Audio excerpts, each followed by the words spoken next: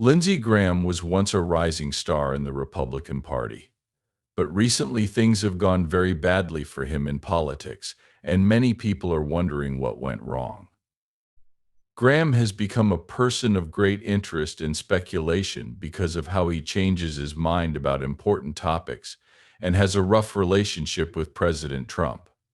But behind the public face, a darker disaster has come to light, has left the senator feeling very sad about a loss. Come with us as we look into the disturbing details of Lindsey Graham's fall and show you why the tragedy of Lindsey Graham is beyond heartbreaking. Let's start with his childhood to understand everything he is going through. In her early years, Lindsey Olin Graham was. Millie Walters and Florence James F. J. Graham ran the Sanitary Cafe in central South Carolina, where he was born. The cafe was a restaurant, bar, pool hall, and liquor shop. His family tree has Scots and Irish roots. When he was done with school at D. Graham was the first person in his family to go to college and join the Reserve Officers Training Corps after graduating from W. Daniel High School. He lost both of his parents very young. His mother died of Hodgkin's cancer when she was 52, and his father died of a heart attack 15 months later when he was 69. Graham's military service let him stay close to home as her formal guardian, while his 13-year-old sister was left without her parents. He did this by going to the University of South Carolina in Columbia. He joined the Pi Kappa while he was in college.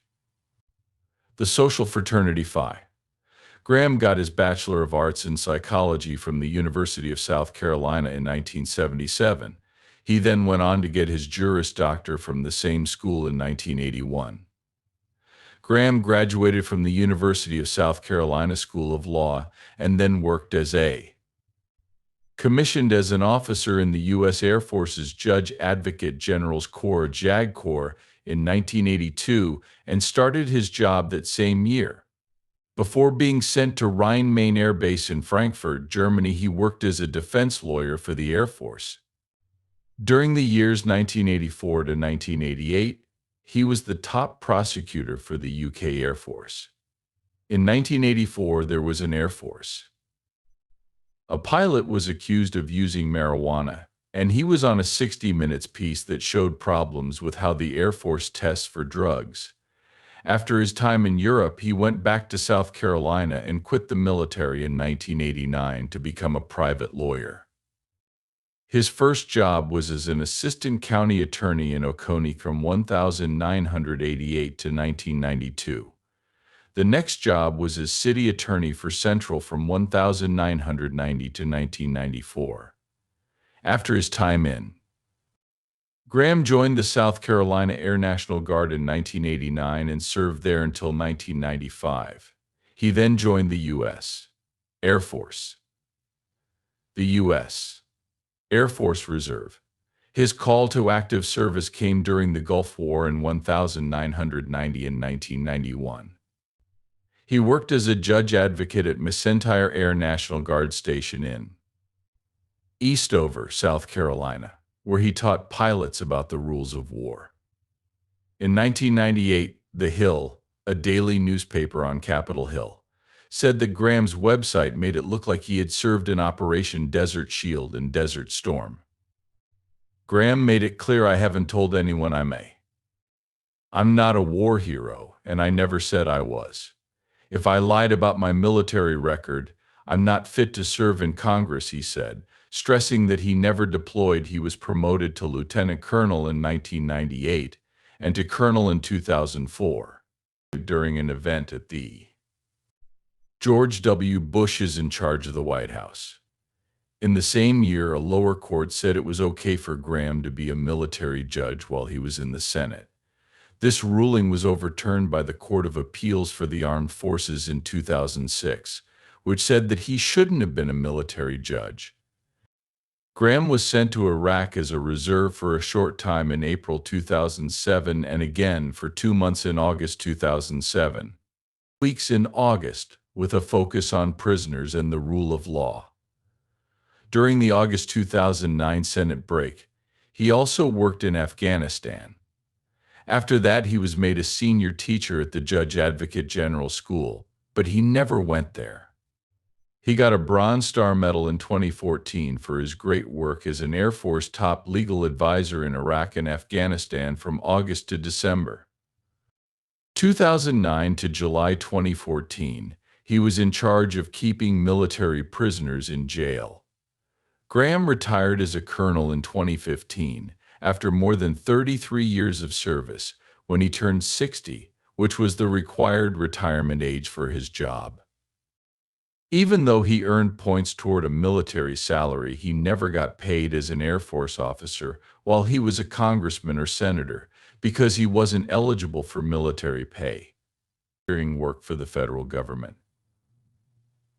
But he never thought his life would take a turn he wasn't expecting, serving in the U.S. House of Representatives.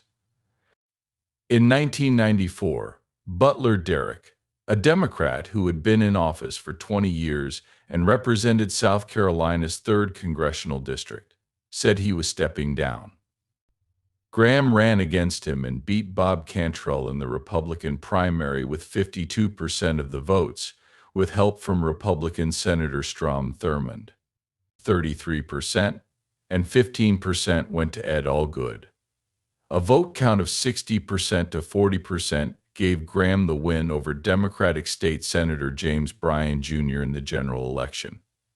With this win, he became the first Republican to hold the seat since the Republican Revolution of 1877. In 1996, Debbie put him to the test. Dorn is the niece of Butler Derrick and the daughter of William Jennings Bryan Dorn, who served 13 terms in Congress. Dorn lost the election to Graham, who got 60% of the votes to her 40%. In 1998, he ran for a 3rd term and didn't have any opponents. He won a 4th term in 2000 by beating Democratic rival George Braithwaite by a large margin, 68% to 30%. But the most controversial thing about his political career was his friendship with Donald Trump. Trusted relationship with Donald Trump. During the 2016 election, Lindsey Graham's relationship with Trump caused a lot of controversy. Things changed a lot in their friendship with Donald Trump. He was one of Trump's toughest critics at first, calling him a jackass after Trump made fun of Senator John McCain. Their fight got worse when Trump shared Graham's private phone number with the press. Graham's dislike grew when Trump suggested a ban on. Graham was very against Trump and said that he was a race-baiting, xenophobic, religious bigot. He also said that Trump would destroy the Republican Party. However, Graham later became one of Trump's strongest supporters in the Senate. In the November election for President, Graham, he decided not to vote for Trump because I couldn't go where Donald Trump wanted to take the USA GOP. Instead, he backed Evan McMullin, an independent. Trump and Graham met in March 2017. Graham said it was a great meeting and even gave Trump his new phone number, which was a reference to their fight in 2015. By October 2017, Graham and Trump had played golf together several times. Graham said that the first time they played together was fun. What bothers me about the American press is this never-ending attempt to label the guy some kind of kook, not fit to be president, he said in November 2017 about how the media covered Trump. This was a change from his earlier words in February 2016, when he called Trump a kook, crazy, and unfit for office. In April 2018, Graham said he would vote for Trump again in 2020. By January 2019, he was stressing how important it was for Republicans to back Trump's plans, saying, "If we undercut the president, that's the end of his presidency and the end of our party." In February 2019, Mark Leibovich interviewed Graham for the New York Times Magazine. He was asked about how he became a well-known Trump supporter, and Graham said that he was trying to be relevant. He said, I have the chance to work with the president to make things better for the country up here. I've never had so many calls from the president in my life. I have asked him to do things, and he has asked me to do them too. He told them he was building. Graham wanted to be as influential with Trump as Melania Trump, Ivanka Trump, and Jared Kushner. He tried to get into Trump's inner group and have the same level of power as them. Friendship with Trump is friendly, saying, "I like him, we play golf." He also thought that having a good relationship with Trump would help his chances of getting re-elected to the Senate in 2020. In response to criticism that he didn't defend John McCain, he also admitted that he had invited Ivanka Trump to McCain's funeral, and that Trump had called to praise his Senate tribute to McCain, even though McCain and Trump had a bad relationship. On May 14, 2019, Graham was criticized when he told Donald Trump Jr. to ignore a subpoena from the Senate Intelligence Committee. Another criticism came in July 2019. Lindsey Graham defended Donald Trump by saying he didn't think Trump was racist, even though Trump had said some Democratic congresswomen should go back to their home countries, which was a controversial statement. Graham also said that Graham criticized Trump's decision to pull U.S. troops out of Syria in October 2019, saying it put the country and Trump's presidency at risk.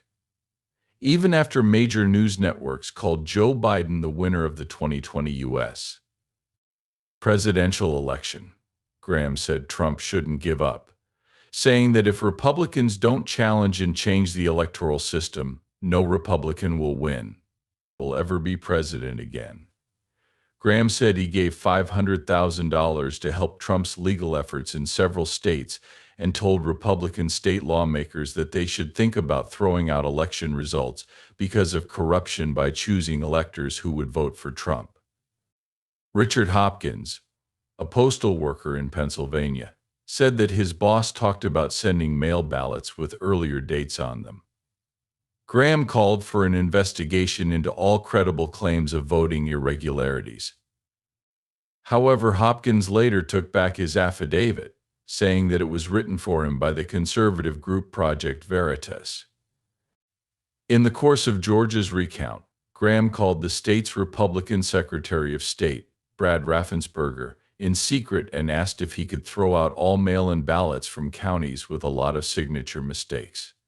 Raffensperger and a Republican aide agreed.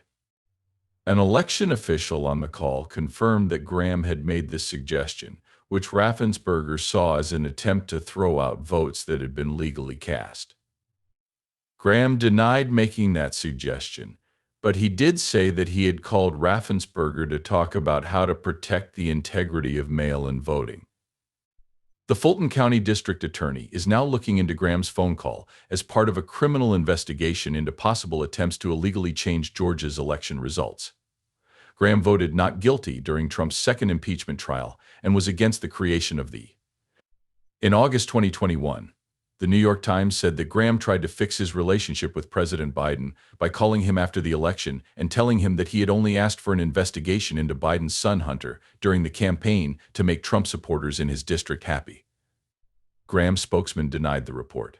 In 2023, Graham went to Trump's first primetime campaign rally for the 2024 election and promised his support, saying, "Trump, especially when it came to international problems. To understand how he has affected politics, let's look at the positions he has held. Political positions holden by him. People who don't support the Tea Party have called Graham a moderate Republican. Dear Graham. Trump, on the other hand, calls himself a Reagan-style Republican and is seen as a moderate to conservative Republican with a touch of independence. A lot of Tea Party members don't like that he's willing to work with Democrats on issues like climate change, tax reform, and immigration reform." Graham voted to confirm both of President Obama's Supreme Court nominees, Sonia Sotomayor and Elena Kagan. They also don't agree with his view that judicial nominees should be judged only on their philosophical stances. Graham has also argued against the Tea Party, calling for a. The Lugar Center and Georgetown's McCourt School of Public Policy ranked Graham as the sixth most bipartisan senator in the first session of the 115th Congress. In 2016, after Justice Antonin Scalia died, Republican senators refused to consider Obama's choice of Merrick Garland for the Supreme Court. Graham said that Supreme Court vacancies should not be filled. He said that Republicans were setting a bad example by doing this, and he also said that if it happened again, his words could be used against him. In a later interview in October 2018, he said that this was not the case. Graham made it clear that they would wait until the next election, if there was an opening in the last year of President Trump's term, and the primary process had already started. Graham strongly disagreed with forcing the confirmation hearings for Kavanaugh to last longer because of Christine Blasey Ford's claims. Ford said that Kavanaugh had sexually harassed her in high school many years ago. After the Senate Judiciary Committee questioned Ford, Graham, a senator, said he didn't believe her and didn't think Kavanaugh was the one who did it. When Kavanaugh spoke to the committee the next day, Graham defended him and said he had been treated unfairly. Graham said he had never seen something so dishonest and unfair in politics. He also told Kavanaugh that he shouldn't expect a fair process in that town at that time. CNN said that Graham's speech was like a tryout for Attorney General. In 2019, Graham became the head of the Judiciary Committee. In May 2020, Graham said that the Senate would try to approve a new Supreme Court judge if a spot opened up before the November election. He also said that the case of Merrick Garland was unique because the president of one political party was making nominations while the Senate was run by a different party. Their presence would change things. In August 2020, he said that his views had changed after Kavanaugh was confirmed. In September 2020, Supreme Court Justice Ruth Bader Ginsburg died. Graham quickly said that he wanted the Senate to vote right away on Trump's choice to replace her. The New York Times said that Graham had completely changed his mind.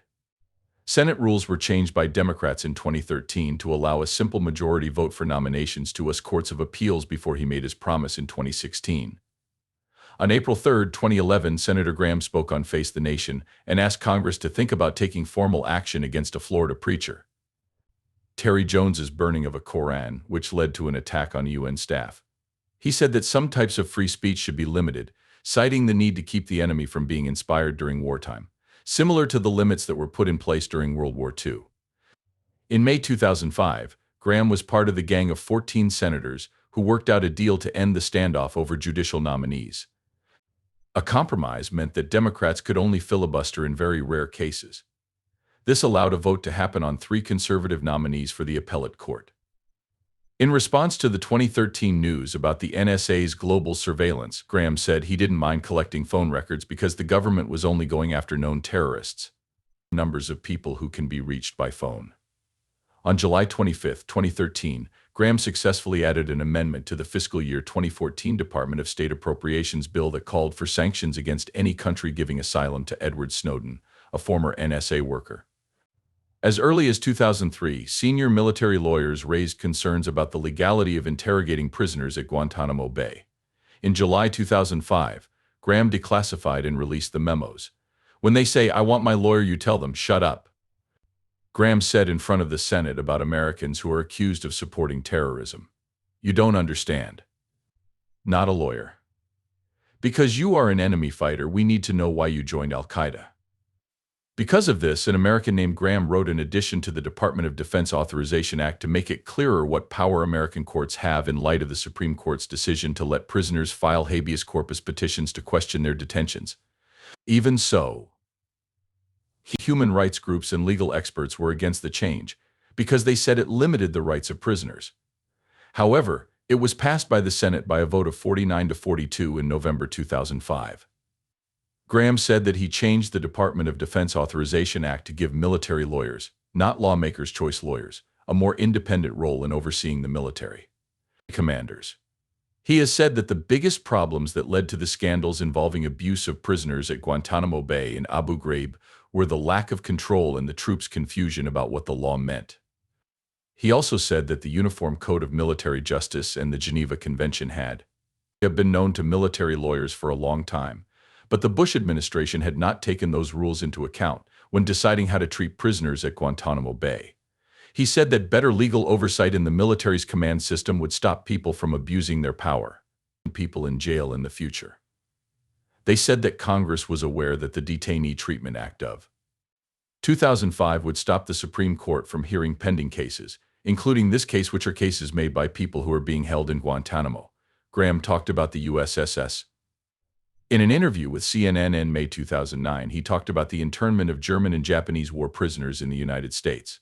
People said things like, "We had 450,000 Japanese and German prisoners held in the U.S. during World War II as an example of how Guantanamo inmates could be held in the U.S. We can handle this as a country." I heard that Graham was in favor of the McCain-Kennedy Immigration Reform Act of 2006 is S. 2611 and S. 1348. The Comprehensive Immigration Reform Act of 2007 was passed. People who are politically conservative were said to be angry at Graham because of his views on immigrants and his work with Senator Ted Kennedy. In 2008, it was said that right activists backed Buddy Witherspoon's primary challenge. Witherspoon had been a member of the Republican National Committee for a long time. Graham beat out other candidates by a large margin. It was said that Graham and Democratic New York Senator Chuck Schumer started working together on immigration reform in early 2010. However, the talks allegedly broke down later that same year. Graham was said to have said in July 2010 that the U.S. the Constitution should be changed so that any children born to illegal immigrants in the United States would also be called illegal immigrants. The 14th Amendment should make citizenship a birthright. According to reports, he said, half the babies born in hospitals along our borders are the children of illegal immigrants. Graham and Schumer are said to have continued their talks on. In November 2012, there was sweeping immigration reform. It was revealed on January 28, 2013, that 8 senators from both parties, including Graham, had laid out the ideas for comprehensive immigration reform. Graham was said to have said on June 23, 2013, that the Senate was almost at the point where they would need 70 votes to pass the reform plan. Around May 2019, Graham was said to have made new immigration laws would make it easier for migrants to only ask for asylum in their home country or in Mexico. They would also make it easier to send children to Central America without an adult, and they would allow children to be detained for up to 100 days instead of 20. There was news that Graham went to a Texas prison that detains immigrants in July 2019. It was said that he said, rather than calling it a concentration camp, Graham is said to have said, "I don't care if they have to stay in these facilities for 400 days about the migrants and those men I saw will not be released by us. It would be risky. But there are other reasons for this." Graham has fought for. It was said that Graham was against a bill in May 2018 that would have overturned the FCC's decision and restored net neutrality. He was also said to have backed the broadband consumer privacy proposal in March 2017, which let ISPs sell customers' browsing histories without their permission and got rid of the FCC's ruling. In February 2022, Graham and Richard Blumenthal introduced bipartisan legislation as part of the Earn It Act to make tech companies more likely to remove content with child explanation material from their platforms and take away their immunity for breaking online child pornography laws. Reports say that Graham is against making the length of the laws longer. Of background checks, saying that universal gun registration is going to require universal background checks. He is said to have said that the current gun laws are broken, citing the case of a woman who admitted to trying to kill President George W. Bush but was found not guilty because she was insane. Later got a gun and passed a background check.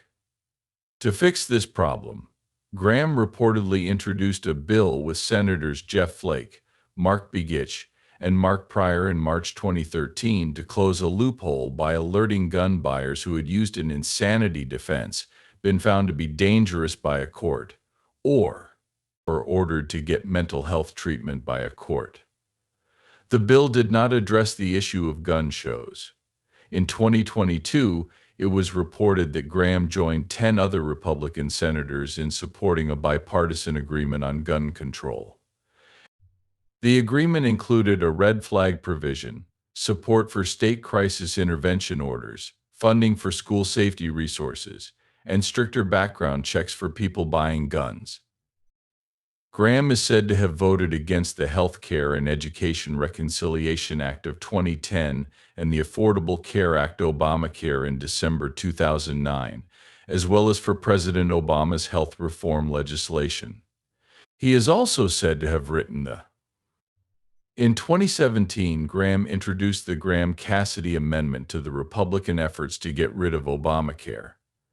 This amendment would have let states get rid of protections for people with pre-existing conditions, like letting insurers charge them more for insurance.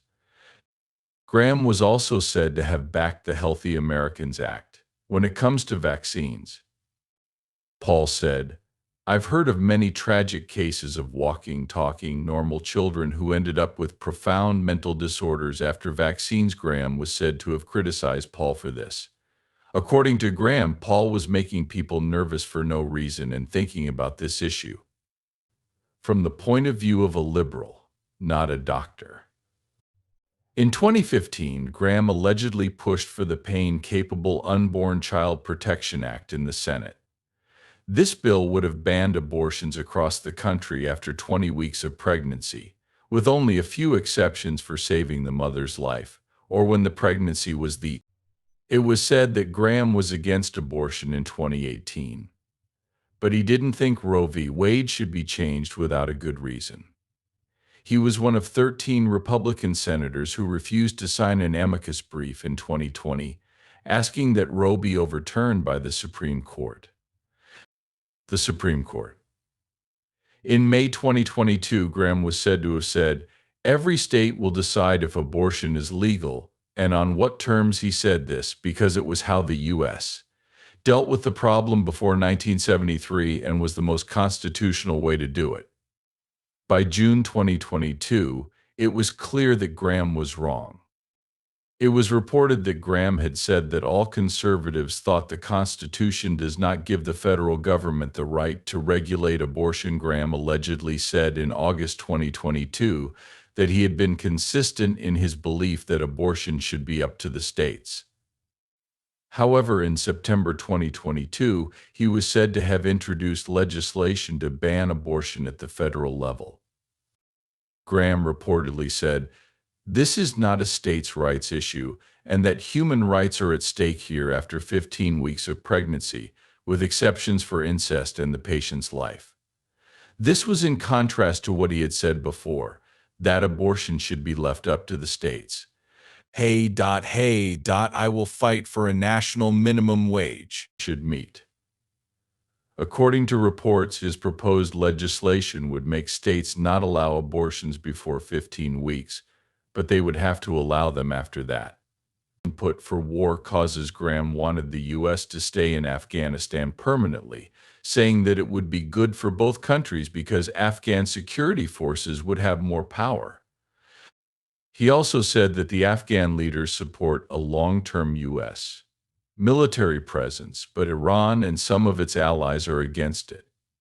This is to make sure that Afghanistan never falls back into the hands of the Taliban, and that the U.S. has a clear picture of what's going on in the area every day. This is a claim that needs more research. Graham strongly opposed Joe Biden's plan to pull all American troops out of Afghanistan. He said that this could lead to an attack and put the U.S. in danger. Shortly after the withdrawal of U.S. troops began, the Taliban attacked the Afghan government, quickly moving in front of the weak Afghan armed forces. Graham called President Biden's choice a disaster in the making on July 8, 2021. On November 6, 2010, he called for an immediate military strike to weaken the Iranian government. If we're not smart enough to work with the Iraqis to have 10,000 to 15,000 American troops in Iraq in 2012, Iraq will be destroyed, he said. Could go to hell, he said in support of the U.S. military presence in Iraq in 2011. Graham made a joke on an episode of Fox and Friends that if a DNA test showed that he was Iranian, it would be terrible. Graham agreed with co-host Brian Kilmeade's answer, "Well, they have good people, just bad people." Chiefs. Some well-known Iranian Americans and the head of the National Iranian American Council didn't like what Graham said. Graham told the U.S. to threaten Iran's oil infrastructure if the conflict between Israel and Hamas got worse in 2023. Even though Iran wasn't involved in Hamas' attack on Israel, he told the U.S. and Israel to bomb it in an interview. CNN. He also said that the U.S. would win a fight with Iran. Graham was one of 26 senators who voted against approving New START in December 2010. The U.S. and Russia signed a treaty that says neither country can have more than 1,550 strategic warheads or 700 launchers for the next 7 years. The treaty also continues on-site inspections that were put on hold when START ended the previous year. This was the first arms deal with Russia in 8 years. Graham was one of the co-sponsors of a resolution that made this possible. In August 2011, that said Russia's invasion of Georgian land in 2008 was an act of aggression against all new democracies, not just Georgia. Graham also helped pay for it. Graham made the suggestion on July 16, 2013, that what the Russian government is doing throughout the world should make the U.S. think about not going to the 2014 Winter Olympics in Sochi, Russia. If you like this video, please like, follow, and click the next video that comes up on your screen.